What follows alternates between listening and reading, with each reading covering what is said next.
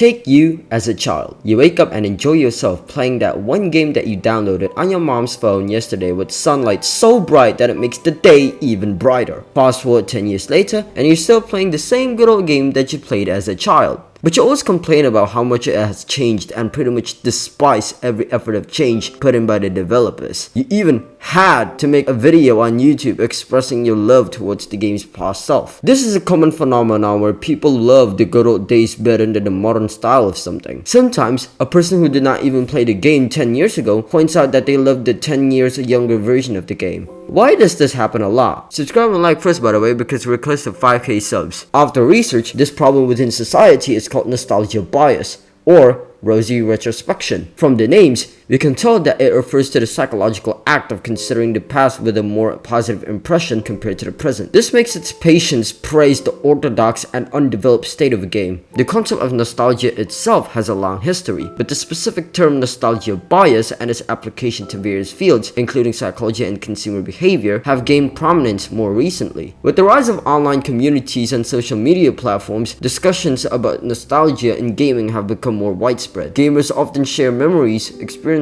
and opinions about classic games, leading to the perpetuation of nostalgia bias within gaming culture. Nostalgia is really the culprit here. Gamers often have fond childhood memories associated with the earlier versions of a game, especially if they played during their formative years or during a significant period in their lives. So it is no wonder why they feel it is special. They value it and defend it until death. Nostalgia is often linked to change. The content updates and patches of an artwork encourage the forward linear movement of a game, changing the gameplay, its systems, and concepts. People who are not ready for such changes are often disappointed by hearing such news. A community that is disappointed will not stay silent and complain through both direct and indirect ways. The bond between the past and the gamers creates a value that gamers should hold on to. A value that is so crucial and special is called a sentimental value. Some gamers may attach sentimental value to older versions of games because they represent a certain time in their lives, such as their childhood or teenage years. These versions might remind them of simpler times or evoke strong emotions that the modern version does not replicate.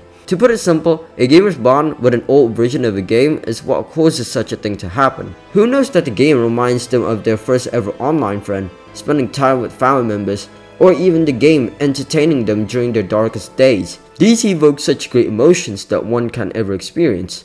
They respect them because the past respected them first. However, we have to be cautious of this bias taking over us. It can result in the negligence of accepting the present and the future. Instead of always reminiscing about the past that you hate reality, us as humans have the obligation to move on out of it and focus on what we have right now. This does not only apply to video games. It is everything that can change, starting from countries, movies, and even people.